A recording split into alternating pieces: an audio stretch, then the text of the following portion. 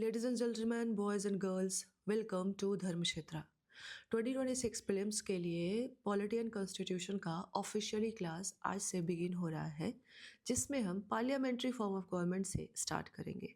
Classes किन order में होनी है ये हमने पीछे के क्लास में डिस्कस किया था। ये आपकी जो क्लासेस है ये आपके लक्ष्मीकांत के ही बुक की बेसिस पे है, बट क्योंकि कॉपीराइट का इशू है हम डायरेक्टली लक्ष्मीकांत लेकर के आप नहीं पढ़ा सकते। This is an added challenge for educators. So हमने एक रास्ता निकाला है कि हम ईदर आपको डिक्टेट कराएंगे या फिर हम फ्लो चार्ट बना करके डिस्कस कर देंगे। This is an added challenge for us anyway. So आपसे क्या एक्सपेक्टेशन है कि आप जब भी क्लास देखें, प्रीफरेबली जब क्लास अपलोड होती है 2 बजे के आसपास होती है, थोड़े दिन में हम शेड्यूल पे भी आ जाएंगे। जब भी क्लास देखें आप नोटबुक के साथ देखें और जो भी पढ़ाया जा रहा है आपको आता हो नहीं आता हो सुनकर लिख लीजिए, ठीक है। और उसके बाद सुनते हुए लिखने के बाद इंस्टेंटली आप जाएंगे अपने स्टैंडर्ड टेक्स्ट बुक पे लक्ष्मीकांत पे और उसको वहाँ से आप पढ़ेंगे। उसके बाद अगर कोई इश्यू होता है then write in the comment box, लेकिन जो डिस्कशन आपको यहाँ पे मिलेगा that will help you so much कि आपको, मुझे नहीं लगता कि डाउट्स की ज़रूरत होगी। सो नाउ अब हम क्लास में चलते हैं, मैं आपसे क्लास के बाद मिलूँ। So let's start with parliamentary system of government. So if you see constitution of India, it talks about parliamentary form of government.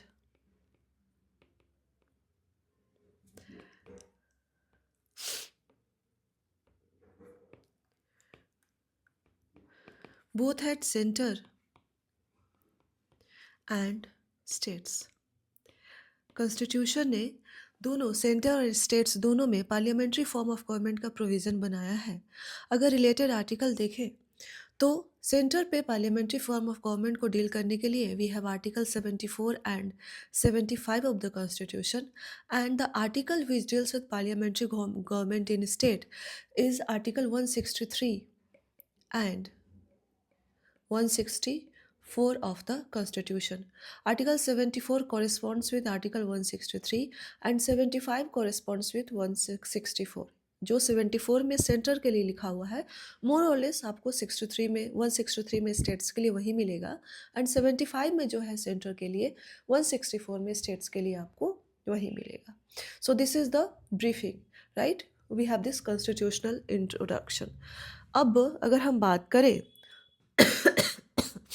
माफ़ कीजिएगा, मुझे काफ़ी कोल्ड एंड कफ है, तो बीच बीच में आपके कानों को तकलीफ़ होती रहेगी और आप इससे बियर करते रहेंगे। चलिए, सो अगर हम बात करें modern democratic form of government की, कि जो मॉडर्न गवर्नमेंट है उनका क्लासिफिकेशन कैसे होता है, तो मॉडर्न गवर्नमेंट्स का classification, they are classified on the basis of relation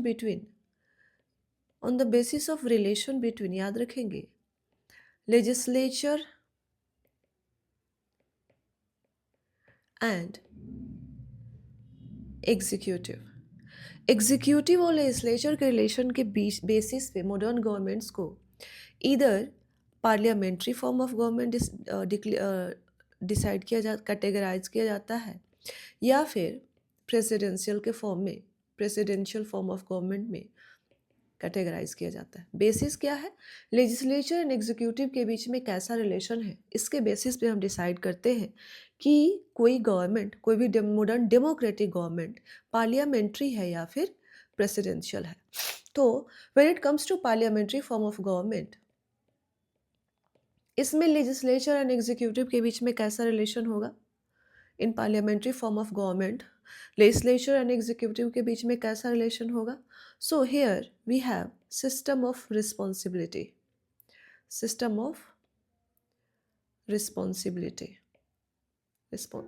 yes, what does it mean? That the relation between executive and legislature is such, that executive is answerable to the legislature. System of responsibility, and the relation is such that executive is answerable to legislature. So ये हमारे parliamentary form का basis है that in parliamentary form of government what is the basis of parliamentary form of government is that is executive is answerable to the legislature but when it comes to presidential form of government as prevalent in America, so there we see there is a system of constitutional independence. Constitutional independence, what does it mean? It means that the executive and legislature are mutually exclusive and executive is not answerable. Executive is not answerable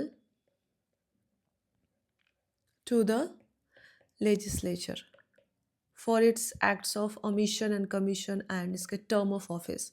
Executive legislature के लिए जवाबदेह नहीं है, ना ही term of office के लिए या फिर अपने एक्ट्स के लिए. सो पार्लियामेंट्री सिस्टम में क्या है हमारे पास? सिस्टम ऑफ रिस्पॉन्सिबिलिटी है. प्रेसिडेंशियल सिस्टम में क्या है हमारे पास? कॉन्स्टिट्यूशनल इंडिपेंडेंस है. पार्लियामेंट्री फॉर्म ऑफ गवर्नमेंट में एग्जीक्यूटिव आंसरेबल है लेजिस्लेचर के, जवाबदेही तय होती है, यही बेसिस है आपका. But presidential form of government में कॉन्स्टिट्यूशनल इंडिपेंडेंस का मतलब है कि एग्जीक्यूटिव का लेजिस्लेचर यानी वहाँ की कांग्रेस से कोई ताल्लुकात नहीं है. लेजिस्लेचर एग्जीक्यूटिव की कोई जिम्मेदारी नहीं है कि लेजिस्लेचर के सवालों के जवाब दे, और ना ही लेजिस्लेचर पे ये डिपेंडेंट है कि एग्जीक्यूटिव कितने समय के लिए ऑफिस में रहेगा, ये टर्म को डिटरमाइन करे. Okay, fair enough. Now let's discuss some another concept that parliamentary form of government को कैबिनेट गवर्नमेंट भी कहते हैं. Just one more thing, yes, parliamentary form of government को कैबिनेट गवर्नमेंट भी कहते हैं. यहीं पे लिख लेते हैं, कैबिनेट गवर्नमेंट भी कहते हैं. इसको रिस्पॉन्सिबल गवर्नमेंट भी कहते हैं. हम एक एक करके डिस्कस करेंगे कि ऐसा क्यों है. रिस्पॉन्सिबल गवर्नमेंट भी कहते हैं एंड इसको Westminster model of government भी कहते हैं. Westminster model of government भी कहते हैं. ठीक है, हम एक एक करके डिस्कस करेंगे कि इसका मतलब क्या है. प्रेसिडेंशियल फॉर्म ऑफ गवर्नमेंट को इसका जस्ट अपोजिट होगा. प्रेसिडेंशियल गवर्नमेंट को हम क्या कहेंगे? नॉन पार्लियामेंट्री और non responsible government, right. Non responsible government, इसको फिक्स्ड सिस्टम ऑफ गवर्नमेंट भी कहते हैं,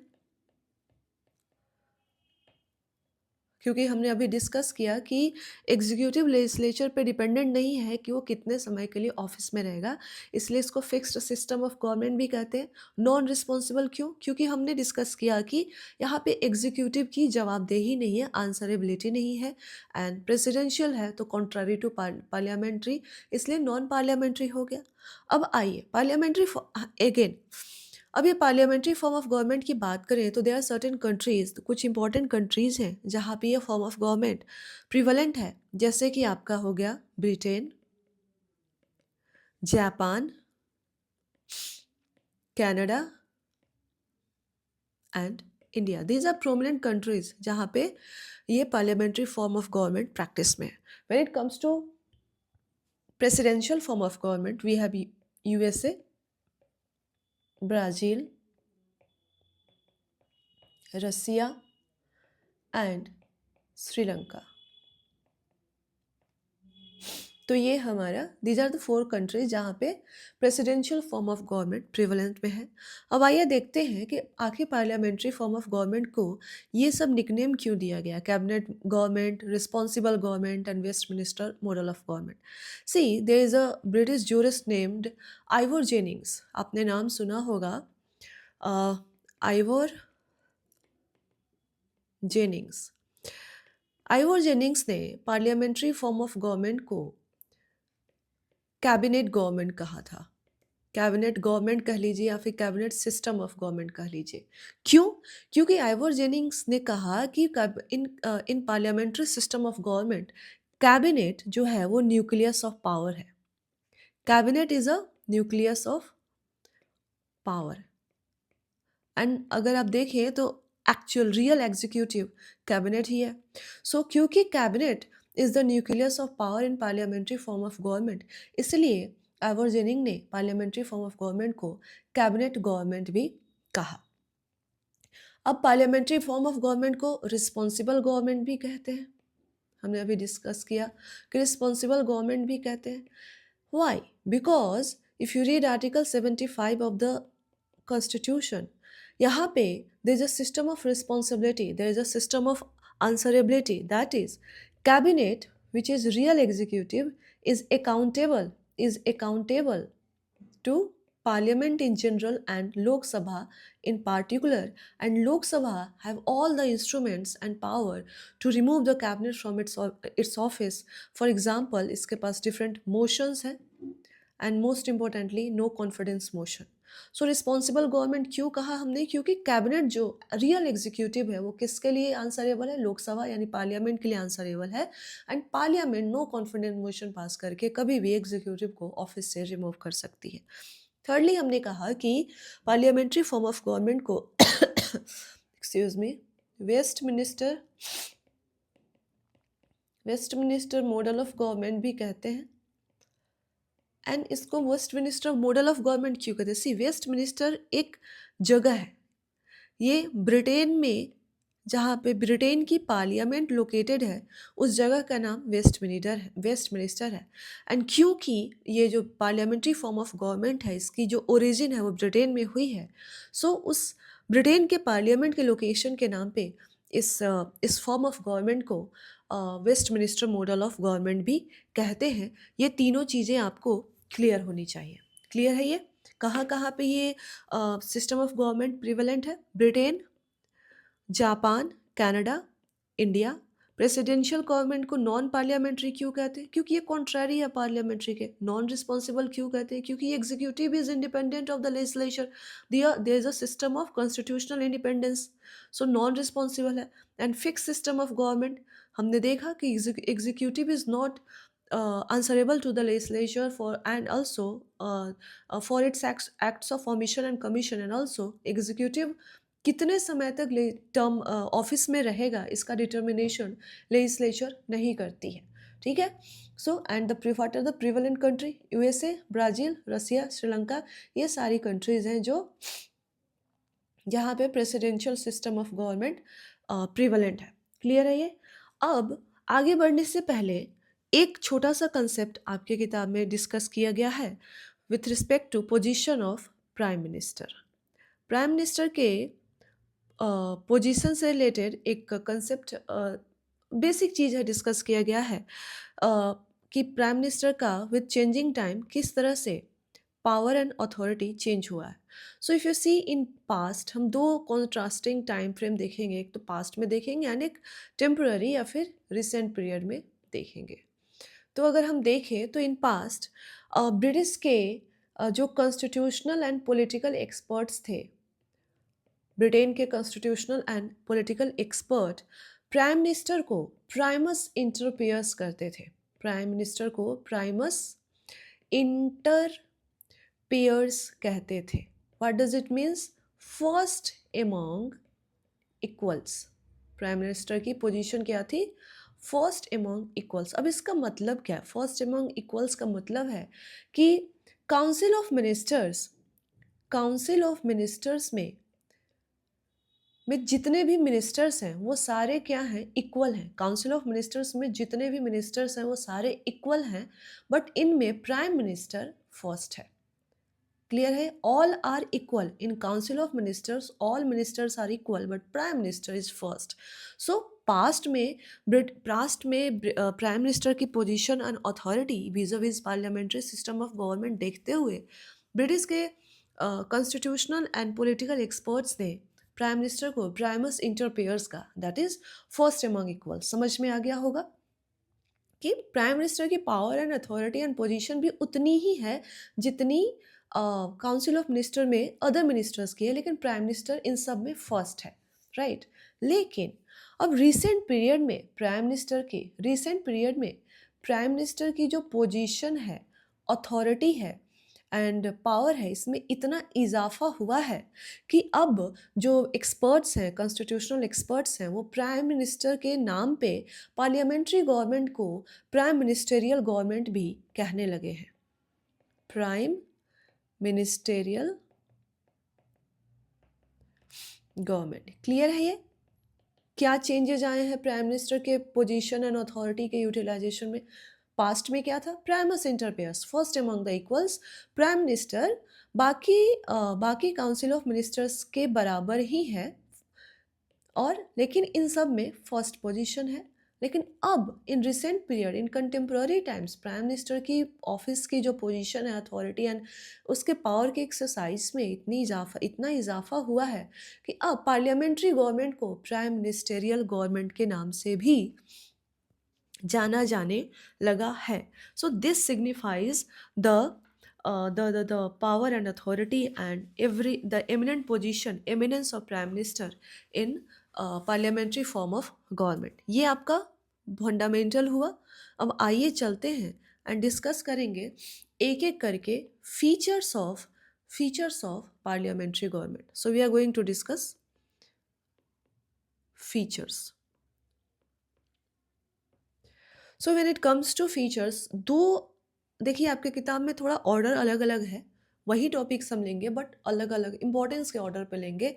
सबसे पहला जो है हम लेंगे डुअल एग्जीक्यूटिव।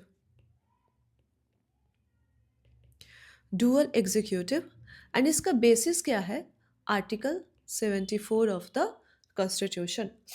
माफ़ करिएगा, नाक में थोड़ी तकलीफ है कोल्ड की वजह से। So in parliamentary form of government we have dual executive. कौन कौन से डुअल एग्जीक्यूटिव? हमारे पास नॉमिनल एग्जीक्यूटिव भी है एंड हमारे पास रियल एग्जीक्यूटिव भी है। In parliamentary form of government we have dual executive, nominal executive and real executive. अब नॉमिनल एग्जीक्यूटिव कौन है? President is nominal executive and who is real executive? Prime Minister is real executive. Now, this nominal executive और president को de jure या फिर titular executive भी कहते हैं। प्रेसिडेंट को de jure या फिर titular executive भी कहते हैं और प्राइम मिनिस्टर को रियल एग्जीक्यूटिव कहते हैं। क्लियर है ये? What does it mean by nominal or de jure or titular executive? That by virtue of being nominal executive, president is head of the state, and by virtue of being real executive, prime minister is head of government। Clear है ये आपका? ठीक है। अब याद रखेंगे कि देखिए again if you read article 74 of your constitution, जो हमने कहा कि आर्टिकल 74 है बेसिस इस डुअल एग्जीक्यूटिव सिस्टम का, it says that it talks about an institution. Firstly let me pronounce it कि ये क्या कहता है। It says that there shall be a council of ministers headed by prime minister to aid and advise the president in exercise of its function, and president shall be bound by the advice tendered by the council of ministers। ठीक है, ये आपका nutshell में, यही आपका वर्वाटी में। अब इसको हम समझेंगे। ये कहता है कि there shall be a council of ministers headed by prime minister। तो एक इंस्टीट्यूशन की बात करता है कि काउंसिल ऑफ मिनिस्टर्स होंगे हेडेड बाय प्राइम मिनिस्टर। एक इंस्टीट्यूशन है and this institution will add and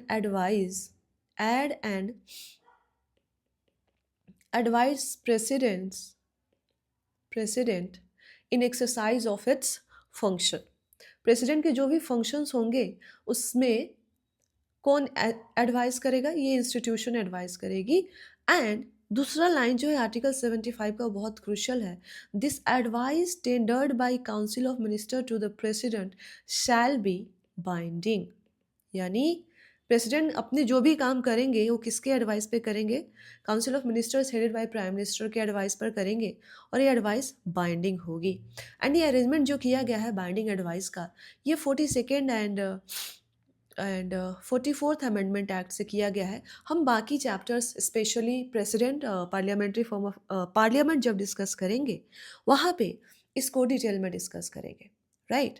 सो अब यहाँ पे हमने देखा कि प्रेसिडेंट तो हेड ऑफ द स्टेट है, और प्रेसिडेंट जो अपने पावर्स अथॉरिटी का इस्तेमाल करेंगे वो प्राइम मिनिस्टर के एडवाइस, काउंसिल ऑफ मिनिस्टर्स के एडवाइस पे करेंगे, but this advice is binding, that's why it is called titular head, right.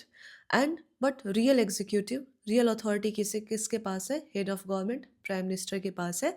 से देखिए, याद रखेंगे कि नॉमिनल डिजियोर टिट्यूलर, जिसके पास ज़्यादा अथॉरिटी नहीं होती है ना, उससे बहुत ज़्यादा एडजेक्टिव लेने की ज़रूरत होती है, एंड जिसके पास रियल अथॉरिटी होती है वो रियल ही होती है, फिर उसको और कोई एडजेक्टिव लेने की आवश्यकता नहीं होती है। So dual executive, article 74, nominal real, the institution of council of ministers headed by prime minister, binding advice, ये सारा हमने डिस्कस कर लिया।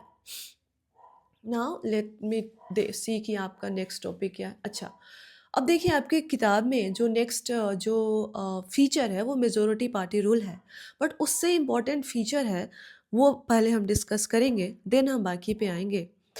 The most important feature is collective responsibility.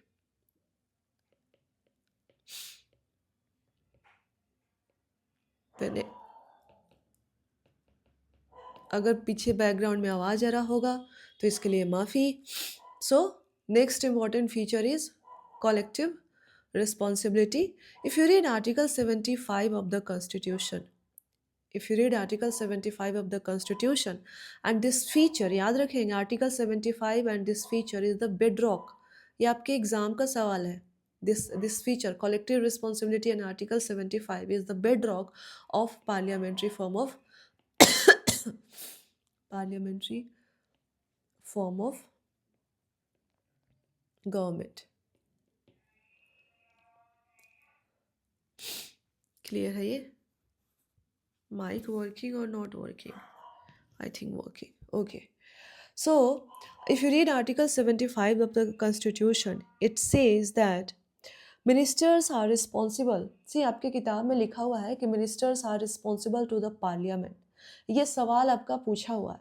But if you read the bare act of the Constitution, Article 75 that says that the ministers are collectively responsible to the Lok Sabha, not parliament. अगर of course Rajya Sabha में ministers आकर के question our address questions के answers देते हैं, but कोई liability नहीं है वहाँ पे, कोई मोशन, लीगल लायबिलिटी नहीं है वहाँ पे, कोई मोशन नहीं चल सकता, सारे के सारे इंस्ट्रूमेंट्स लोकसभा के पास है। So if you read bare act, it says that ministers are responsible to the Lok Sabha, but आपकी किताब में है ministers are responsible to the parliament. थोड़ा आप इसको ध्यान रखेंगे। So what does this system of collective responsibility says? That ministers are responsible. Ministers are responsible to Lok Sabha. From where it comes? Article 75. अब इसका क्या मतलब है? दो इस कॉलेक्टिव रिस्पॉन्सिबिलिटी के दो मतलब है। अगर आप इस चीज़ को समझ गए तो आप मेंस का आंसर भी लिख देंगे।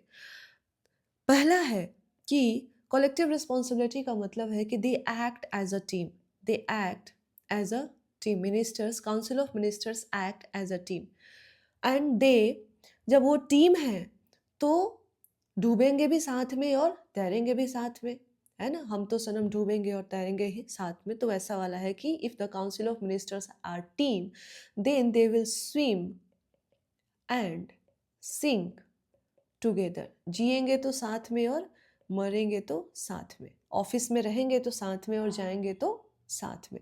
पहला मतलब ये होता है। एंड दूसरा कलेक्टिव रिस्पॉन्सिबिलिटी का मतलब होता है कि लोकसभा काउंसिल ऑफ मिनिस्टर्स को ऑफिस से रिमूव कर सकती है by passing no confidence motion. ये आप याद रखेंगे। सो कलेक्टिव रिस्पॉन्सिबिलिटी का ये मतलब होता है। क्लियर है ये? कलेक्टिव रिस्पॉन्सिबिलिटी बेडरॉक है आपके पार्लियामेंट्री फॉर्म ऑफ गवर्नमेंट का, 75 से आता है। दो मतलब है कि दो मिनिस्टर्स एक्ट एंड टीम, साथ में जिएंगे साथ में डूबेंगे, एंड लोकसभा जो है मिनिस्टर्स को ऑफिस से रिमूव कर सकती है by passing no confidence motion. अब ये दो इम्पॉर्टेंट के बाद आपका जो थर्ड इम्पॉर्टेंट फीचर है पार्लियामेंट्री सिस्टम का, according to me and most probably in order of importance for the exam is double membership. याद रखेंगे आप. Double membership means कि see, in parliamentary system the ministers are member of both. Ministers are member of both, that is legislature and executive. So in parliamentary system of government there is double membership, that is a minister is member of both legislature and executive. What does it mean? What does it mean? That you cannot be a member of executive if you are not a part of legislature. आप executive के member हो ही नहीं सकते हैं अगर आप legislature के member ना हो. But constitution ने इसमें एक relief दी है और कहा है कि अगर आप legislature में नहीं आ सकते, आप legislature के डायरेक्टली आप legislature में नहीं आ सकते हैं, तो आप executive बन जाइए और executive बनने के 6 month के अंदर आपको legislature का पार्ट बनना होगा. अदरवाइज आपकी जो ये पोजीशन है वो ख़त्म हो जाएगी. समझ में आ रहा है? दोबारा समझाते हैं. डबल मेंबरशिप का मतलब है कि in parliamentary system of government ministers are part of both legislature and executive. इसका मतलब है कि you can not be a member of executive if you are not a member of legislature. आप executive के मेंबर नहीं हो सकते अगर आप लेजिस्लेचर के पार्ट नहीं है तो. लेकिन एक एक्सेप्शन है. कॉन्स्टिट्यूशन ने कहा कि अगर कोई लेजिस्लेचर का मेंबर नहीं बन सकता है बट वो डायरेक्टली अगर एग्जीक्यूटिव का मेंबर बन जाए तो 6 मंथ के अंदर वो 6 मंथ एग्जीक्यूटिव रहते हुए वो ट्राई करे कि वो लेजिस्लेचर में घुस सकता है कि नहीं. और अगर 6 महीने में लेजिस्लेचर का मेंबरशिप मिल जाए तो उसकी ये ऑफिस कंटिन्यू रहेगी. और अगर 6 महीने तक भी वो लेजिस्लेचर का मेंबर नहीं हो पाता है तो उसकी ऑफिस चली जाएगी. और यही रीज़न है कि आप देखते होंगे जो नॉमिनेशन का जो प्रिंसिपल है, नॉमिनेट होते हैं मेंबर्स लोकसभा और राज्यसभा में. दिस इज द कंसेप्ट क्योंकि उनको डायरेक्ट एग्जीक्यूटिव में लाया जाता है और एग्जीक्यूटिव के बाद प्रेसिडेंट नॉमिनेट करते हैं as a member of parliament. ये हम डिस्कस करेंगे बाद में. ये क्लियर है सिस्टम ऑफ डबल मेंबरशिप. इसका मतलब याद रखिएगा ये executive is a part of legislature. ये डायग्राम इंपॉर्टेंट याद रखिएगा. This is the double membership that ministers are part of both, part of executive and part of legislature. Clear है ये. इसके बाद तो बाकी सारी चीज़ें मतलब बेसिक है. 4th पॉइंट है मेजोरिटी पार्टी रूल. अब हम किसी भी ऑर्डर में ले सकते हैं. मेजोरिटी पार्टी रूल इसका मतलब क्या है? सिंपल सी बात है कि देखिए जब लोकसभा के इलेक्शन होते हैं और इस इलेक्शन में जो भी पार्टी को मेजोरिटी वोट मिलता है, अब इस पार्टी के जो लीडर होंगे, इस मेजोरिटी वोट लाने वाली पार्टी का जो लीडर होगा उसको president will appoint as prime minister. ठीक है. अब ये leader president prime minister appoint कर देगा एंड बाकी अदर मिनिस्टर्स, ये याद रखेंगे आप, दिस इज इम्पॉर्टेंट क्वेश्चन है और ये पूछा हुआ भी है कि बाकी सारे मिनिस्टर, एक बार प्राइम मिनिस्टर अपॉइंट हो गया तो बाकी सारे ministers are appointed by president. President ही अपॉइंट करता है but on the advice of prime minister. Clear है ये? और यस, मेजोरिटी पार्टी रूल का यही मतलब है. और क्या पॉइंट है आपका? Political homogeneity. So this is our 5th point. What is meant by political homogeneity?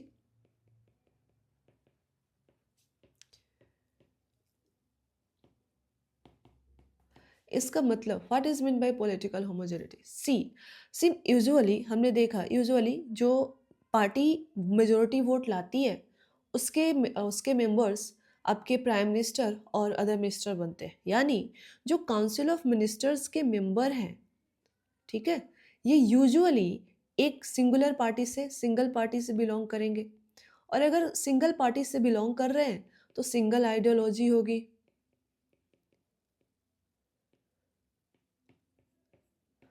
Clear है ये? सिंगल आइडियोलॉजी होगी तो इसमें कोई कॉन्फ्लिक्ट नहीं अराइज होगा.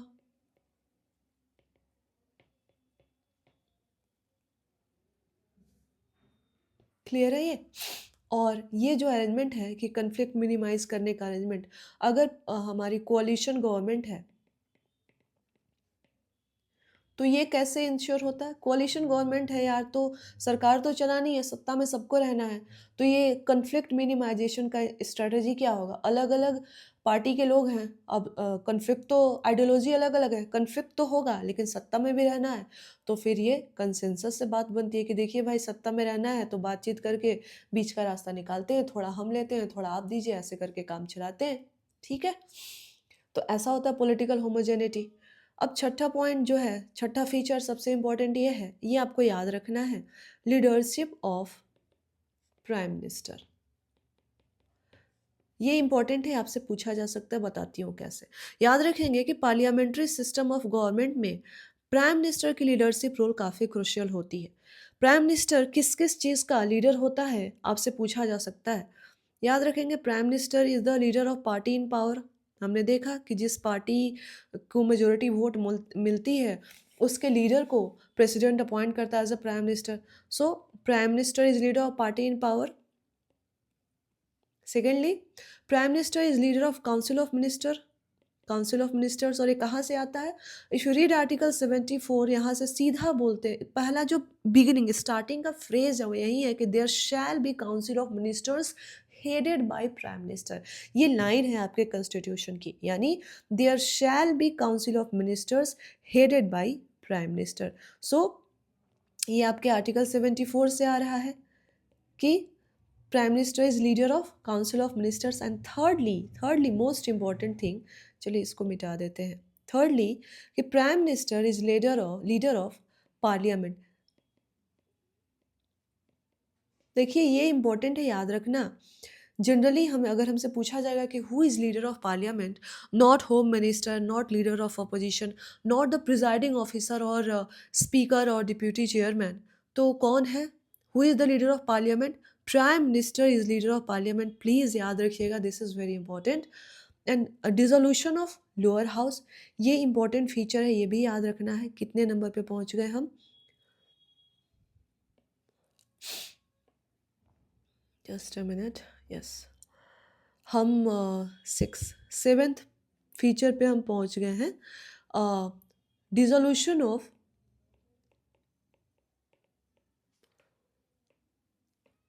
Lower house. याद रखिएगा कि पार्लियामेंट्री फॉर्म ऑफ गवर्नमेंट में एग्जीक्यूटिव के पास ये अथॉरिटी होती है कि वो अपना लोकसभा को कभी भी डिसॉल्व करके फ्रेश इलेक्शंस करवा सकता है। और ये अथॉरिटी किसके पास होती है? देखिए प्राइम मिनिस्टर कभी भी प्रेसिडेंट को ये एडवाइस दे सकता है, प्रेसिडेंट को ये एडवाइस दे सकता है कि देखिए जनाब, ऐसा है कि एग्जिस्टिंग लोकसभा कुछ ठीक काम नहीं कर रही है, तो आप लोकसभा को डिसॉल्व कर दीजिए और फ्रेश इलेक्शन अनाउंस कर दीजिए। And president has to abide by this advice tendered by the prime minister. So president and prime minister ये किसका पार्ट है? एग्जीक्यूटिव का पार्ट है। And they are exercising the authority to dissolve Lok Sabha, and Lok Sabha is a part of legislature. So, in parliamentary system of government, executive exercises power, or executive has this authority और right, executive के पास ये right है कि वो legislature को dissolve कर सकती है। ये क्लियर है आपको? ये आपका डिसोल्यूशन ऑफ लोअर हाउस है। एंड लास्टली एट्थ पॉइंट है सेक्रेसी का। देखिए काउंसिल ऑफ मिनिस्टर्स जो हैं ये सेक्रेसी के प्रिंसिपल ऑफ पे काम करते हैं, प्रिंसिपल ऑफ सेक्रेसी पे काम करते हैं। एंड इसके लिए वो ओथ ऑफ सेक्रेसी लेते हैं। एंड ये ओथ ऑफ सेक्रेसी कौन एडमिनिस्टर करता है? आप इम्पोर्टेंट है, याद रखिएगा। प्राइम काउंसिल ऑफ मिनिस्टर्स में कौन आते हैं? Prime ministers and other important minister, इन सब को ओथ ऑफ सेक्रेसी कौन एडमिनिस्टर करता है? प्रेसिडेंट एडमिनिस्टर करते हैं। ये आप याद रखिएगा, ये आपसे पूछा जा सकता है। सिर्फ प्राइम मिनिस्टर ही नहीं, बाकी सारे मिनिस्टर्स को सेक्रेसी की ओथ कौन एडमिनिस्टर करते हैं? प्रेसिडेंट एडमिनिस्टर करते हैं। ये याद रखिएगा।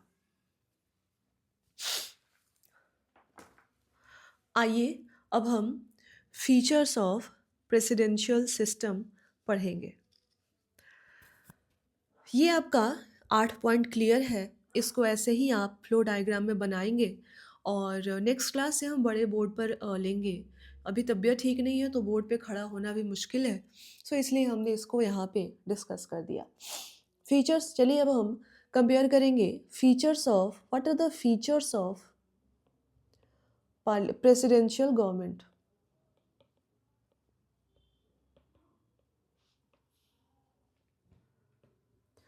प्रेसिडेंशियल गवर्नमेंट के फीचर्स क्या हैं, इसको हम डिस्कस करेंगे। सी, अगर हम प्रेसिडेंशियल गवर्नमेंट की बात करते हैं तो याद रखेंगे कि प्रेसिडेंशियल गवर्नमेंट जब भी बात करेंगे तो हम किसके फीचर्स को डिस्कस करेंगे, हम लोग precisely American presidential system of government के फीचर को, American presidential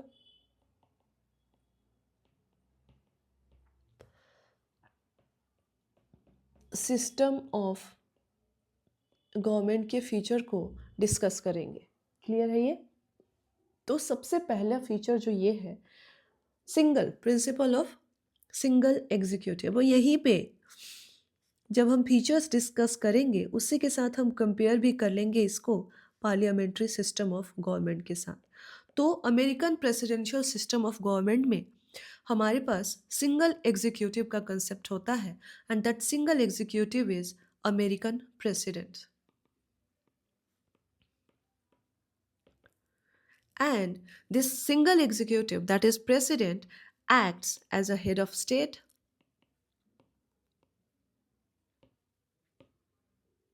and the president only himself acts as head of government. And जब president head of state की तरह act करता है, then he occupies ceremonial role occupies करता है। And जब when president act as head of government, he is acting as leader of executive or real executive. So American presidential system में हमारे पास single executive का concept है जहाँ पे दोनों ceremonial authority and real authority एक ही पर्सन में वेस्टेड है, दैट इज़ प्रेसिडेंट। बट अब इस चीज़ को अगर हमने देखा पार्लियामेंट्री फॉर्म ऑफ गवर्नमेंट से कंपेयर करें तो हमारे पास डुअल एग्जीक्यूटिव है, राइट। हमारे पास प्रेसिडेंट अलग है और प्राइम मिनिस्टर अलग है, यानी हमारे पास जो सेरेमोनियल अथॉरिटी है वो किसी और में वेस्टेड है, रियल अथॉरिटी किसी और में वेस्टेड है। हमारे पास हेड ऑफ स्टेट कोई और है एंड हेड ऑफ गवर्नमेंट या लीडर ऑफ एग्जीक्यूटिव कोई और है। क्लियर है? सो this is the distinction between American presidential system and Indian parliamentary system, please याद रखिएगा। आइए दूसरे पॉइंट पे चलते हैं। सो सेकेंड पॉइंट इज कि जो अमेरिकन प्रेसिडेंट है प्रेसिडेंशियल सिस्टम में, द प्रेसिडेंट का इलेक्शन होता है। This president is elected by N electoral college and इस जो टर्म होता है वो फिक्स्ड होता है, फिक्स टर्म ऑफ 4 ईयर, 4 साल के लिए प्रेसिडेंट का इलेक्शन होता है। एंड इस प्रेसिडेंट को इसको एक ही ग्राउंड है जहाँ से जिसके बेसिस पे आप इसको ऑफिस से रिमूव कर सकते हैं, that too through process of impeachment. And वो ग्राउंड क्या है? Grave constitutional act, grave unconstitutional act, याद रखेंगे आप, ग्रेव अनकॉन्स्टिट्यूशनल एक्ट। अब इसी ग्राउंड पे, सिर्फ इसी ग्राउंड पे प्रेसिडेंट को ये फिक्स टर्म ऑफ ऑफिस से रिमूव कर सकते हैं जो 4 साल का है। एंड इट इज़ वो नॉर्मल प्रोसेस के थ्रू नहीं, इम्पीचमेंट के प्रोसेस के थ्रू। और याद रखेंगे कि इम्पीचमेंट बहुत ही टेडियस प्रोसेस है अमेरिका में। क्लियर है ये? तो याद रखेंगे। तीसरा जो हम फीचर देखेंगे अमेरिकन प्रेसिडेंशियल सिस्टम का, कि हमने देखा कि real executive, president is the real executive. तो प्रेसिडेंट के ऊपर रिस्पॉन्सिबिलिटी है पूरी की पूरी गवर्नेंस कैरी करने की। तो ये जो रिस्पॉन्सिबिलिटी है इसको एग्जीक्यूट करने के लिए वहाँ पे एक इंस्टीट्यूशन है जिसको किचन कैबिनेट भी कहते हैं। अब ये किचन कैबिनेट प्रेसिडेंट को हेल्प करती है टू कैरी गवर्नेंस। क्लियर है ये? अब इसको, इस किचन कैबिनेट के फीचर को जानेंगे और इसको कंपेयर करेंगे इंडिया के सिचुएशन से। सो ये किचन कैबिनेट जो है, ये एक तरह की एडवाइजरी बॉडी है। क्लियर है ये एक तरह की एडवाइजरी बॉडी है। ये सलाह दे सकती है, लेकिन इसकी सलाह प्रेसिडेंट को मानना है नहीं, बनना, it's up to president, right? Now इसमें जो मेंबर्स होते हैं दे आर नॉन इलेक्टेड, ये वर्ड इंपॉर्टेंट है। They are non elected departmental secretary level के लोग होते हैं, दे आर नॉट इलेक्टेड। ये प्रेसिडेंट के ऊपर होता है, प्रेसिडेंट अपॉइंट करता है। प्रेसिडेंट इन इन इन नॉन इलेक्टेड डिपार्टमेंटल सेक्रेटरीज को कौन अपॉइंट करता है? They are appointed by president. Clear है? They are responsible to the president and they are removed by the president. ये तीनों वर्ड इंपॉर्टेंट है। They are appointed by the president, responsible to the president and removed by the president of America. Clear है ये? अब India में इसी को compare करें, यहाँ पे जब president as an executive authority यानी रियल एग्जीक्यूटिव की तरह काम कर रहा है, उस समय की सिनेरियो है। तो अगर आप देखें इंडियन प्रेसिडेंट के पोजीशन को कंपेयर करें, तो हमारे इंडिया में भी, in India we have a president. Clear है ये? अब this president acts on the ad and advice of council of ministers headed by prime minister.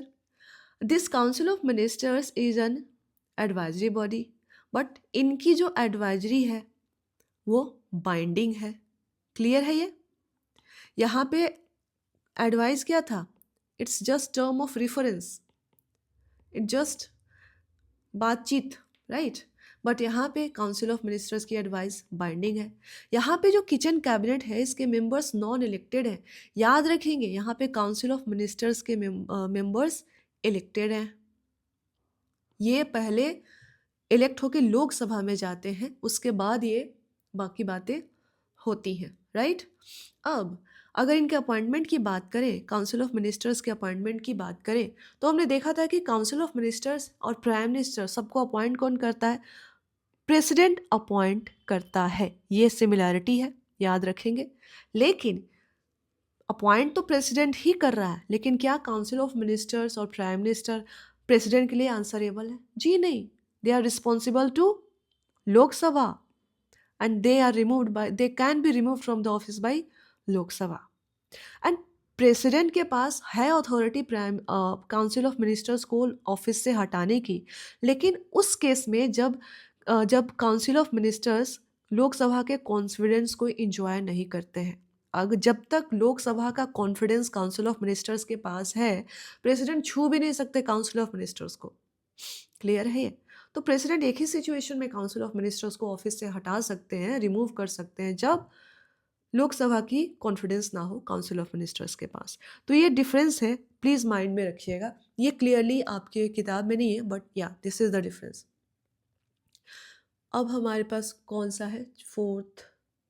Okay, सो या द फोर्थ पॉइंट इज कि इन अमेरिकन प्रेसिडेंशियल सिस्टम, ये president और इनके जो secretary है किचन कैबिनेट के members, they are not answerable, they are not responsible to the Congress, lower house of the Congress, या बिल्कुल रिस्पॉन्सिबल नहीं है। ये इसके मेंबर्स नहीं है और ना ही इसकी मीटिंग्स में पार्टिसिपेट करते हैं। यानी president and kitchen cabinet is executive और कांग्रेस यानी लेजिस्लेचर कंप्लीटली सेपरेट है। ये याद रखेंगे आप। प्रेसिडेंट और किचन कैबिनेट ना ही तो कांग्रेस के लिए आंसरेबल है, ना ही इसके मेंबर है और ना ही इसकी मीटिंग्स को अटेंड करते हैं। यानी executive and legislature completely separate है when it comes to presidential system of government. अब इसको इंडियन सिस्टम ऑफ गवर्नमेंट से हम कर लेते हैं कंपेयर। काउंसिल ऑफ में हमारा जो रियल एग्जीक्यूटिव है, council of minister headed by prime minister, is it answerable to the Lok Sabha?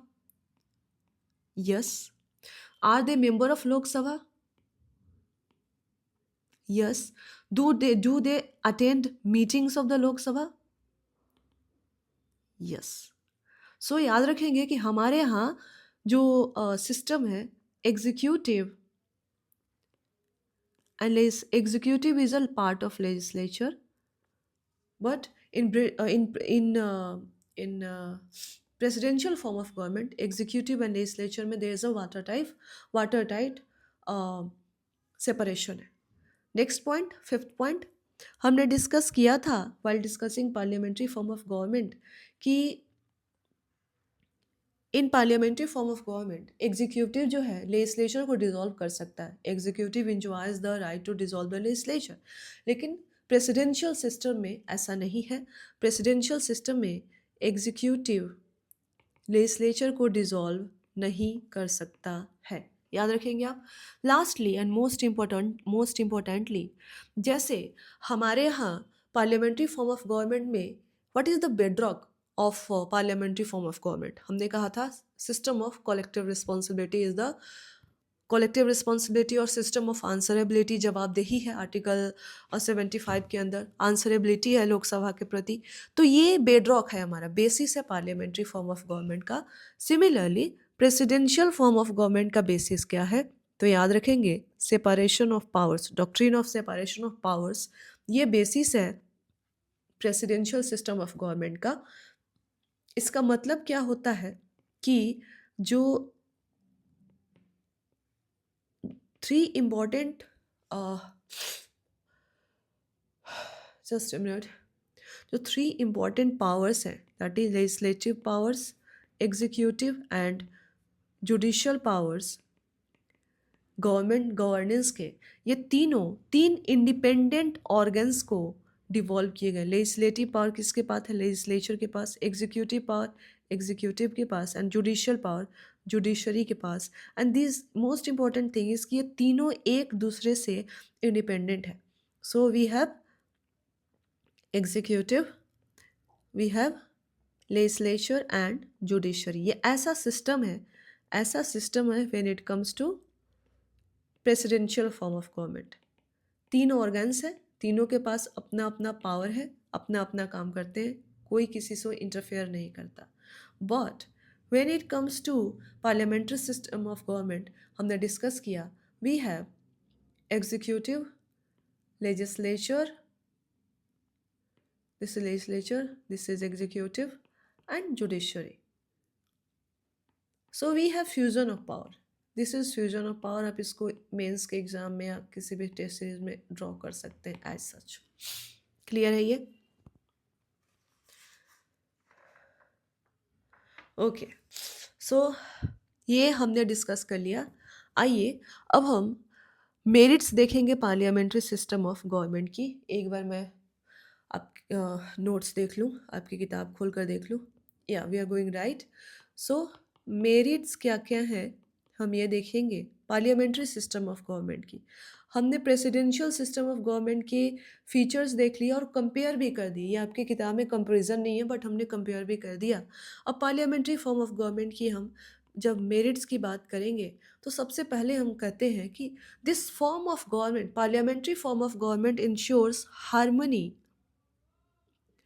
harmony between legislature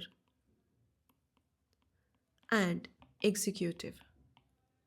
अब ये कैसे इंश्योर करता है, सब मोस्ट इम्पॉर्टेंट फीचर है ये, मेरिट है ये पार्लियामेंट्री सिस्टम ऑफ गवर्नमेंट का, कि this form of government ensure harmony between legislature and executive. और ये कैसे इंश्योर करता है, दो अरेंजमेंट है। Firstly, in parliamentary system of government executive is the part of legislature, executive legislature का पार्ट है, ये एक अरेंजमेंट है। एंड दूसरा कि एग्जीक्यूटिव एंड लेजिस्लेचर दोनों इंटरडिपेंडेंट है एक दूसरे पे अपने वर्क के लिए। तो there is a system of interdependence. दो अरेंजमेंट किए हैं कॉन्स्टिट्यूशन ने, एग्जीक्यूटिव एंड लेजिस्लेचर को, एग्जीक्यूटिव को लेजिस्लेचर का पार्ट बनाया है एंड दोनों को एक दूसरे पे इंटरडिपेंडेंट बनाया है। एंड इस अरेंजमेंट से ये इंश्योर करने की कोशिश की गई है कि there is less scope of dispute, जो डिस्प्यूट का स्कोप है वो बहुत मिनिमाइज हो जाए। And by virtue of this two arrangement, this parliamentary system of government ensures harmony between legislature and executive. Clear है ये? Secondly, the second feature is responsible government. हमने 100 बार पढ़ लिया अब तक, इजंट इट? 101वां बार पढ़ेंगे। Responsible government, it is a bedrock. Article 75, collective responsibility, है ना? हम तो मरेंगे सनम तो तेरे साथ ही मरेंगे, और जिएंगे तो तेरे साथ ही जिएंगे, यानी। And secondly, this council of ministers headed by prime minister are responsible to the Lok Sabha for their acts of omissions and commissions and term of office. ये कितने समय तक ऑफिस में रहेंगे ये लोकसभा की मर्जी है। जब तक लोकसभा के का इनमें कॉन्फिडेंस है ये चल सकते हैं। The moment they lose confidence in the Lok Sabha, Lok Sabha इधर इनको रिमूव कर देगी, या फिर इनको रिज़ाइन करना पड़ेगा, या फिर प्रेसिडेंट इनको धक्के मारकर निकाल देगा। सो और ये जो भी एक्शंस लेते हैं, they have to justify their actions in the Lok Sabha. Clear है ये? So by virtue of this mechanism, ये मैकेनिज्म आर्टिकल 75 के थ्रू, it this parliamentary system of government ensures responsible government. आइए अब हम नेक्स्ट टॉपिक पे चलते हैं, नेक्स्ट मेरिट पे चलते हैं, that it prevents despotism. Prevents, अब डेस्पोटिज्म प्रिवेंट करने का क्या मतलब है कि देखिए, जो real authority real authority vest की गई है वो काउंसिल ऑफ मिनिस्टर्स में वेस्ट की गई है, that is group of individuals में वेस्ट की गई है, राइट ना कि किसी एक इंसान में वेस्ट की गई है। और इस जो अथॉरिटी को जब आप एक ग्रुप ऑफ इंडिविजुअल में वेस्ट करते हैं तो इस पूरे मैकेनिज्म को डिस्पर्सल ऑफ अथॉरिटी बोलते हैं। डिस्पर्सल ऑफ अथॉरिटी यानी अथॉरिटी एक जगह नहीं, एक मुट्ठी में नहीं रख के 100 मुट्ठियों के अंदर थोड़ी थोड़ी दी गई है। तो जब हमने ये अरेंजमेंट की है तो इट इंश्योर्स कि कोई डिक्टेटोरियल टेंडेंसी ना हो, राइट? डिक्टेटोरियल टेंडेंसी इसको चेक में रखना है। तो by virtue of this mechanism it prevents despotism. And fourth, हमारे पास क्या है? We have ready alternative government. So ready alternative government का मतलब क्या होता है कि हमने देखा था कि जो लोकसभा के जनरल इलेक्शंस होते हैं उसमें जो मेजोरिटी पार्टी है वो सरकार बनाती है। अब मान लीजिए कि जो मेजोरिटी पार्टी है वो कॉन्फिडेंस लूज कर दे, मेजोरिटी पार्टी कॉन्फिडेंस लूज कर दे, इन दैट केस जो हेड ऑफ द स्टेट है दैट इज प्रेसिडेंट, वो अपोजिशन पार्टी को, this president can ask opposition party to come and form the government। तो हमारे और बिना कि ऐसा नहीं है कि मेजोरिटी पार्टी अपनी कॉन्फिडेंस लूज कर गई तो हमें फ्रेश इलेक्शन के लिए जाना है। हमारे पास एक अल्टरनेटिव रूट है जहाँ पे प्रेसिडेंट यानी head of the state can ask leader of opposition to come and form the government, and एक टाइम पीरियड के अंदर उनको लोकसभा में अपनी मेजोरिटी प्रूव करनी होती है। So we have alternative option also, बिना कि मेजोरिटी पार्टी लूज करे और सीधा हम इलेक्शन में जाएं, वी हैव अल्टरनेटिव रूट जहाँ पे हम अपोजिशन पार्टी को सरकार बनाने के लिए बुला सकते हैं। तो this is ready alternative government. And last thing, the last merit of parliamentary system is wide representation. See, the real executive in parliamentary system is real executive council of ministers, and this council of ministers are group of individuals. This is not a single individual, this is group of individuals, यानी बहुत सारे लोग हैं। तो यहाँ पे एक opportunity मिलता है कि हम डिफरेंट सेक्शंस ऑफ सोसाइटी हैं उसको इस ग्रुप ऑफ इंडिविजुअल में अकोमोडेट कर सकते हैं, और यहाँ से हमारे जो डिफरेंट सोसाइटल स्ट्राटा है, जो डिफरेंट डाइवर्सिटी है, उसको रिप्रेजेंटेशन मिल सकता है in government. That's why parliamentary system, it is said that parliamentary system ensures wider representation of the society as compare to presidential system. So ये आपके मेरिट्स हो गए। Now come to demerits of ये पाँचों merits आप एक बार revise कर लेंगे। Harmony between legislature, executive, responsible government है तो कैसे है? आपके नोट्स भी ऐसे ही बनने चाहिए। सी पीटी के लिए अगर आपके नोट्स बने तो यही हो। अभी रिस्पॉन्सिबल गवर्नमेंट में ये 5 चीज़ें लिखी होनी चाहिए, दैट्स इट। क्लियर है ये? अब रेडी अल्टरनेटिव गवर्नमेंट में ये 3 ही बात होना चाहिए, majority party, president, opposition party. ये जो कि ये बस इतने में आपका ये खत्म हो जाना चाहिए, जो आपके फाइनल नोट्स बनते हैं। चलिए, अब डिमेरिट्स फटाफट देख लेते हैं। देखिए, डिमेरिट्स आर वेरी सब्जेक्टिव, ऐसे ही देख लेंगे। पहला है कि अनस्टेबल गवर्नमेंट।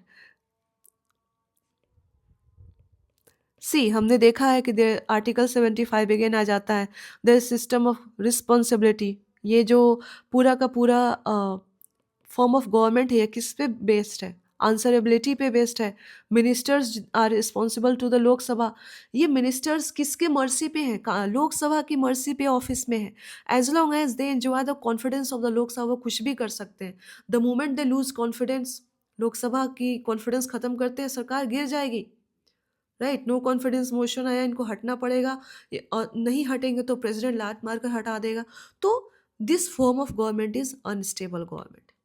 क्लियर है ये? कोई जैसे प्रेसिडेंशियल फॉर्म ऑफ गवर्नमेंट में फिक्स 4 ईयर का एग्जीक्यूटिव का टर्म होता है और हटा भी सकते हैं, तो एक ही ग्राउंड है, और इम्पीचमेंट के थ्रू हटा सकते हैं, ऐसा यहाँ कुछ नहीं है।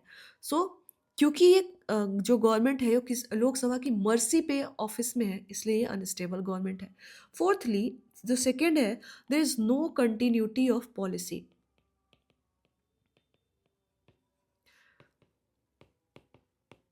देखिए, ये यहीं से इमानेट होके आ रही है कि अगर आपकी सरकार जो है लोकसभा की मर्ज़ी पे है, मान लीजिए बीच में ही सरकार गिर जाती है, लोकसभा कहती है कि नहीं भाई, मुझे ये सरकार नहीं चाहिए, सरकार हटाओ। लोकसभा का कॉन्फिडेंस खत्म हो जाता है। देन फ्रेश इलेक्शंस होते हैं या फिर ऑपोजिशन पार्टी आती है, new ideology, they will come with new ideology, नई आइडियोलॉजी के साथ आएँगे। Then what? They will bring new policies. So that's why there is no continuity of policy. कोई सरकार जो है नहीं कि 10 साल एक ही पार्टी, 10 साल 15 साल अगर एक पार्टी पावर में रहती है, देन देयर देयर एक कंटिन्यूटी ऑफ पॉलिसी आपको आपको देखने को मिलेगी। Else there is no continuity of policy. जैसा कि अभी मोदी जी हैं, काफ़ी लंबे समय से पावर में है, तो यू कैन सी एक ट्रेंड आप बता सकते हैं। Thirdly, dictatorial of the cabinet. See, cabinet is the real executive, right? Cabinet is the real executive, and एक बार कैबिनेट के पास या फिर मेजोरिटी पार्टी के पास जो कैबिनेट है उसके पास स्ट्रेंथ है लोकसभा में, सारी की सारी आंसरेबिलिटी का गेम ही क्या है? ये नंबर्स का है। अगर एक बार कैबिनेट के पास स्ट्रेंथ है लोकसभा में, लोकसभा की कॉन्फिडेंस हो गई, जो पार्टी है उसकी स्ट्रेंथ है लोकसभा में, देन कैबिनेट कुछ भी कर सकती है। Cabinet can do anything until and unless कि लोकसभा में अपोजिशन की स्ट्रेंथ ना हो। Party in power and cabinet को चेक में रखना इट्स ऑलमोस्ट इम्पॉसिबल, क्योंकि cabinet is the real executive. सारी की सारी पावर जो है कैबिनेट के पास है, लोकसभा के पास एक ही पास पावर है, नो कॉन्फिडेंस मोशन। और एक नो कॉन्फिडेंस मोशन क्या है? ये वोटिंग होती है और इसकी मेजोरिटी अलग है। सो अगर अपोजिशन के पास नंबर नहीं है, कुछ नहीं कर सकते, तो एक बार जो पार्टी इन पावर है या फिर जो कैबिनेट है, अगर वो कॉन्फिडेंस है, उसके पास स्ट्रेंथ है लोकसभा का, फिर तो डिक्टेटोरियल, फिर इसको जो करना होगा वो करेगी, जो अमेंडमेंट लाना होगा वो लाएंगे, जो पॉलिसीज लाने होंगे वो लाएंगे। क्लियर है? So once the party in power gets strength in the Lok Sabha, you can see and witness dictatorship of the cabinet. And again, fourth point, we don't have clear separation of power, we have fusion of power। हमने कई बार देखा है अब तक कि the the council of ministers, the ministers should be member of parliament. ये हमने पढ़ा भी है कॉन्स्टिट्यूशन में। So executive is a part of legislature and cabinet is the hyphen which connects legislature to the executive. So हमारे पास complete separation of power नहीं है, हमारे पास फ्यूजन ऑफ पावर है। इस अरेंजमेंट के अपने एडवांटेजेस एंड डिसएडवांटेजेस हैं। एंड लास्टली, लास्ट पॉइंट है गवर्नमेंट बाय अमच्योर। देखिए, जो एडमिनिस्ट्रेटर, जो आपके इलेक्टेड लीडर्स होते हैं, वो पॉपुलैरिटी के बेसिस पे आते हैं, ना कि मेरिटोक्रेसी के बेसिस पे आते हैं। तो अगर कोई भी चीज़ पॉपुलैरिटी के बेसिस पे आ रही है, तो मासेस का उनमें अफेक्शन है, मासेस का उनमें ट्रस्ट है, but are they mature enough, are they knowledgeable enough, are they experienced enough to carry out administration of this vast country? No. So the fifth just a minute, fifth demerit of parliamentary system is that they are mature. Now we'll come to फटाफट हम देखेंगे important point पे, मैं आपको ले जाना चाहती हूँ। हम देखेंगे रीजंस क्या हैं पार्लियामेंट्री सिस्टम ऑफ गवर्नमेंट को अडॉप्ट करने के लिए। So see first of all is familiarity with the system. देखिए, हमारी अपनी एक कॉन्स्टिट्यूशनल हिस्ट्री रही है, कॉन्स्टिट्यूशनल ट्रेडिशन रहे हैं, कॉन्स्टिट्यूशनल फेमिलियरिटी रही है। 1920s के आसपास से government of India act 1990 onwards जो सिस्टम ऑफ थोड़ी सी रिस्पॉन्सिबिलिटी इंट्रोड्यूस करने की कोशिश की गई थी।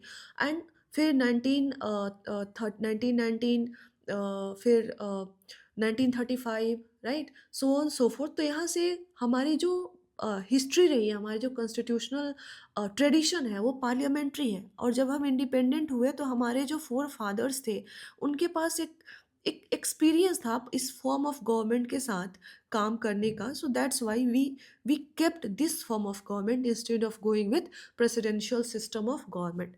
Secondly, preference of more responsibility as compared to stability. So doctor Ambedkar जब कॉन्स्टिट्यूएंट असेंबली में डिबेट कर रहे थे, तो उन्होंने कहा था कि किसी भी डेमोक्रेटिक गवर्नमेंट को दो चीज़ों में बैलेंस होना चाहिए, स्टेबिलिटी वर्सेस रिस्पॉन्सिबिलिटी। स्टेबिलिटी और रिस्पॉन्सिबिलिटी में बैलेंस होना बहुत ज़रूरी है। बट उन्होंने कहा था कि अभी जो प्रिवेलेंट सिस्टम ऑफ गवर्नमेंट है, अगर प्रेसिडेंशियल सिस्टम में जाएं, तो प्रेसिडेंशियल सिस्टम में हमारे पास स्टेबिलिटी तो है, बट रिस्पॉन्सिबिलिटी बहुत कम है, जवाबदेही, आंसरेबिलिटी नहीं है। कांग्रेस से एग्जीक्यूटिव बिल्कुल सेपरेट है। पर अगर पार्लियामेंट्री सिस्टम के साथ रहते हैं, तो of course we have less stability, but we have more answerability or responsibility. And in this vast country like India, और एक नोविस डेमोक्रेसी जो कि अभी अभी जन्म ले रही है, इट इज़ वेरी डिफ़िकल्ट कि हम स्टेबिलिटी के लिए जाएं और आंसरेबिलिटी खोज दें, ख़त्म कर दे। So we stayed with system of responsibility, and this system of responsibility is provided by parliamentary form of government, so we kept with parliamentary form of government. Clear है ये? थर्ड, कि need to avoid legislature executive conflict. ये यहाँ से ही derive होता है कि देखिए, प्रेसिडेंशियल फॉर्म ऑफ गवर्नमेंट में जाते हैं तो executive and legislature are completely independent. हमेशा अगर आप अमेरिकन पॉलिटिक्स को आप थोड़ा देखेंगे, तो वहाँ पे हमेशा कांग्रेस और प्रेसिडेंट के बीच में टसल चलते रहता है। हमारी डेमोक्रेसी इस चीज़ को डील नहीं कर सकती है। So we went with fusion of power, and we went with कि हमारा लेजिस्लेचर हमारा executive would be part of legislature, and legislature and executive would be interdependent. So we chose interdependent instead of independence, and by virtue of this we avoided legislature executive conflict. Clear है ये? Lastly, we have heterogeneous society. हमारे पास different social strata है, social structure है, different religions है, different caste है। इन सबको representation देना governance में ये पॉसिबल नहीं होता if we would have gone with presidential system of government. But parliamentary form of government में हमने अभी देखा कि जो एग्जीक्यूटिव अथॉरिटी है, वो एक सिंगल इंडिविजुअल में नहीं है, बल्कि काउंसिल ऑफ मिनिस्टर्स में है। And who are council of ministers? They are group of individuals. So it is very easy to accommodate different strata, different society in this group of individuals or council of ministers. So this nature of Indian society also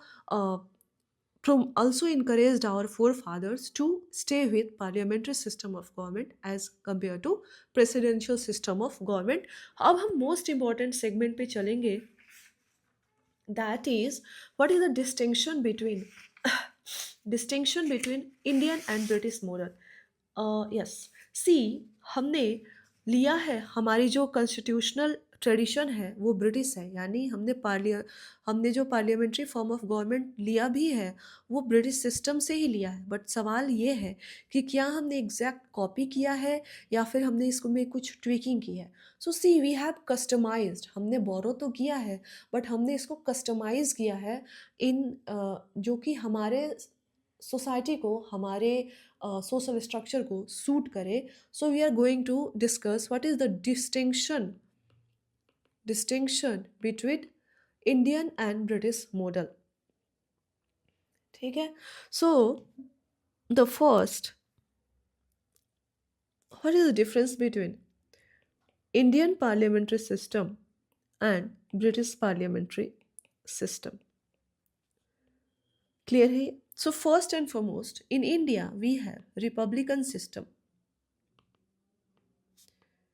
In India we have republican system, but in Britain there is monarchical system. अब republican system का मतलब क्या होता है कि head of the state is elected. So our president is elected through indirect election. But in Britain we have monarchical system. Monarchical का मतलब क्या होता है कि जो हेड ऑफ स्टेट है ये हेरिडिटरी पोजीशन इंजॉय कर रहा है, यहाँ पे कोई इलेक्शन जैसी बात नहीं है। सो this is the first difference. Second, see, in Britain there is a concept of doctrine of parliamentary sovereignty. Doctrine of parliamentary sovereignty. Clear है? वहाँ की जो ब्रिटिश की पार्लियामेंट्री सिस्टम है वहाँ वो इस डॉक्ट्रिन पे काम करती है। आप ये समझ सकते हैं कि एक एमिनेंट जूरिस्ट ने कहा था कि ब्रिटिश पार्लियामेंट एक मेल को फीमेल और फीमेल को मेल छोड़ करके बाकी सब कुछ कर सकता है। आप सिर्फ जेंडर नहीं चेंज कर सकते, बाकी सब कुछ कर सकते हैं, इतनी पावरफुल है वहाँ की पार्लियामेंट। सोवरीन है, उसने जो कह दिया सो कह दिया। बट क्या हमने इंडिया में सिस्टम ऑफ पार्लियामेंट्री सोवरेनिटी रखा है? क्या हमारे पास पार्लियामेंट सोवरीन है? पॉज कीजिए और आंसर दीजिए। The answer is no. अगर पार्लियामेंट सोवरीन होता देन आपके पास बेसिक स्ट्रक्चर नहीं होता, क्योंकि हमने कहा है कि आप बेसिक स्ट्रक्चर को छेड़छाड़ नहीं कर सकते। अगर बेसिक स्ट्रक्चर को आप मतलब टच ही नहीं कर सकते, आप उसको जैसा है, वो खराब है तो खराब रहने दीजिए, अच्छा है तो अच्छा रहने, आप उसमें इंप्रूवमेंट भी नहीं कर सकते। राइट जैसे ही पार्लियामेंट बेसिक स्ट्रक्चर के साथ छेड़छाड़ करने की कोशिश करती है, the judiciary comes into action and declares that amendment null and void and unconstitutional. So India में there is no concept of parliamentary sovereignty। हमारे यहाँ constitution supreme है। and what are the limitations of sovereignty of parliament? first तो हमने देख लिया judicial review। Secondly written nature of the constitution, सब कुछ लिखा हुआ है, और जब सब कुछ लिखा होता है यानी कुछ भी लिखा हुआ है मतलब वो डिफाइंड है, और किसी चीज़ को आप डिफाइन कर रहे हो तो उसको रिस्ट्रिक्ट कर रहे हो। अगर मैं कहूँ कि ये सर्कल है तो मैंने इस सर्कल को रिस्ट्रिक्ट कर दिया कि इसका रेडियस यही हो गया। अगर मैं कहूँ कि ये सर्कल है तो मैंने डिफाइन करना होगा कि इस सर्कल का रेडियस क्या है। क्लियर है ये? तो कोई भी चीज़ को जब आप डिफाइन कर रहे हो तो उसको रिस्ट्रिक्ट कर रहे हो। Thirdly we have fundamental rights. Fourthly we have federal nature of the constitution. States के भी इंटरेस्ट है, उनके साथ आप छेड़छाड़ नहीं कर सकते। सो हम ये देखेंगे व्हेन इट कम्स, जब हम पार्लियामेंट देखेंगे तब डिटेल में डिस्कस करेंगे। तो ये डिफरेंस है। British parliamentary form of government किस पे ऑपरेट करती है? पार्लियामेंट्री सोवरेनिटी पे। इंडिया में ऐसी कोई बात नहीं है। तीसरी डिफरेंस जो है, देखिए जब ब्रिटिश पार्लियामेंट्री की फॉर्म ऑफ गवर्नमेंट की बात करते हैं तो वहाँ पे कहते हैं कि prime minister must be from lower house, that is house of Commons. वहाँ पे ये है कि प्राइम मिनिस्टर जो है वो लोअर हाउस से ही होना चाहिए। बट इन इंडिया ऐसी कोई बात है क्या? There is no such condition. Prime minister can be from either house of parliament, Lok Sabha, lower house और Rajya Sabha. Prime minister should be a member of parliament. It's just that, इससे ज़्यादा कोई कंडीशन नहीं। अब राज्यसभा से हमारे पास recently late Shri H D Deve Gowda, हमारे पास श्रीमती इंदिरा गांधी है, लेट श्री डॉक्टर मनमोहन सिंह है, ये सब एग्जाम्पल्स हैं। राज्यसभा के मेंबर्स थे बट वो प्राइम मिनिस्टर बने हैं। सो ब्रिटेन में ये रिजिड है कि लोअर हाउस से ही होना चाहिए, इंडिया में किसी भी हाउस से चलेगा। इसके अलावा yes, fourthly, if you see fourthly, Britain में कंसेप्ट है कि सिर्फ एमपीज जो मेंबर ऑफ पार्लियामेंट है वही मिनिस्टर्स अपॉइंट हो सकते हैं। Only a person who is minister can be appointed as a only a person who is member of parliament can be appointed as a minister. लेकिन India में नहीं है। हमने देखा that you can be a minister for maximum 6 months without being a member of parliament. 6 महीने तक के लिए आप मिनिस्टर बन सकते हैं, आप मेंबर ऑफ पार्लियामेंट रहे ना रहे। 6 महीने के बाद आपकी जो कंडीशन है, अगर आप मेंबर ऑफ पार्लियामेंट बनते हैं तो आप कंटिन्यू करेंगे या फिर आप ऑफिस से निकाल दिए जाएंगे। एक दो और टॉपिक्स हैं। ओके, नेक्स्ट है एक कि ब्रिटिश पार्लियामेंट्री सिस्टम में सिस्टम ऑफ लीगल रिस्पॉन्सिबिलिटी है। सिस्टम ऑफ लीगल रिस्पॉन्सिबिलिटी, अब इसका मतलब क्या है कि वहाँ के हेड ऑफ द स्टेट, वहाँ के जो हेड ऑफ स्टेट जो भी एक्ट्स, जस्ट अ मिनट, जो भी ऑफिशियल एक्ट्स एक्सरसाइज करते हैं उसको वहाँ के मिनिस्टर्स को काउंटर साइन करना होता है। और जब आप काउंटर साइन कर रहे हैं किसी चीज़ को तो आपके ऊपर लीगल लायबिलिटी बनती है। लेकिन इंडिया में ऐसा नहीं है। प्रेसिडेंट के नाम पे कोई भी एक्ट अगर आता है, ऑफिशियल एक्ट, तो उसको मिनिस्टर्स को काउंटर साइन नहीं करना पड़ता है। तो ब्रिटेन में सिस्टम ऑफ लीगल रिस्पॉन्सिबिलिटी है। In India we don't have system of legal responsibility. And lastly, we have reached conclusion of the class. Lastly, there is an institution called shadow cabinet.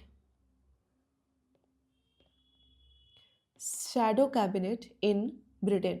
British parliamentary system में एक institution shadow cabinet का, जिसमें purpose यही होता है कि जो existing council of ministers है उसको मिरर करे ये कैबिनेट। मान लीजिए ये रियल अभी सिटिंग काउंसिल ऑफ मिनिस्टर की सिटिंग गवर्नमेंट है, तो यहाँ पे जो प्राइम मिनिस्टर है इसको इस जो अपोजिशन पार्टी है वो एक शैडो करेगी। इस प्राइम मिनिस्टर के कॉरेस्पॉन्डिंग एक प्राइम मिनिस्टर की जगह पे डिफरेंट मिनिस्टर्स के जगह पे डिफरेंट सिटिंग मिनिस्टर्स के जगह पे इनको बिल्कुल मिरर करना है और इनको रेडी करना होता है ताकि वो एग्जिस्टिंग गवर्नमेंट को काउंटर कर सके एंड ज़रूरत पड़ने पे रेडी अल्टरनेटिव गवर्नमेंट भी प्रोवाइड कर सके। So in India we don't have such institution. Shadow cabinet India में नहीं एग्जिस्ट करता है। So we don't have shadow cabinet in India, we don't have system of legal responsibility in India.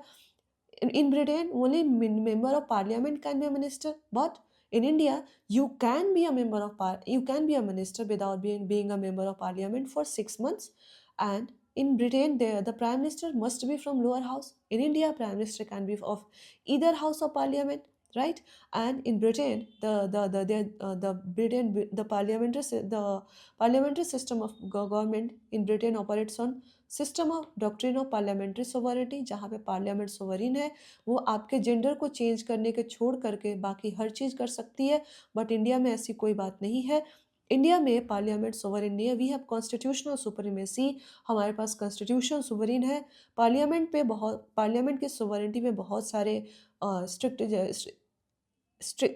Restrictions हैं। Judicial review हो गया, basic structure doctrine हो गया, written constitution हो गया, फेडरल नेचर ऑफ कॉन्स्टिट्यूशन हो गया, एक्सेट्रा एक्सेट्रा। सो आपके हम क्लास के एंड में पहुंच गए हैं। एंड देखिए, आपके नोट्स भी जब बनने चाहिए तो इसी तरह से बनने चाहिए। 2-2 पॉइंट में, 3-3 पॉइंट में ख़त्म करना है। जब लोग नोट्स बनाते हैं तो पूरे क्लास पूरा का पूरा किताब लिख देते हैं। This should not be the case. आपको इनको बिल्कुल राइट डाउन करके पढ़ना है। और जब भी आप क्लास सुने, लिखें इनको। सिर्फ अगर समरी सुन रहे हैं तो वो हेल्प नहीं करेगा। ये तो फिर वैसा वाला हो गया कि अरे यार कुछ नहीं पढ़ा है तो चलो एग्ज़ाम के अब 1 महीना पहले सुन ही लेता हूँ। प्लीज़ राइट डाउन एंड लिखने के बाद तुरंत जाइए और लक्ष्मीकांत पढ़िए। कोई आपको इश्यू नहीं रहेगा, और कोई इश्यू होता भी है तो फिर आप कमेंट बॉक्स में लिखिएगा। हम नेक्स्ट क्लास में उस कमेंट को ले लेंगे। Thank you very much.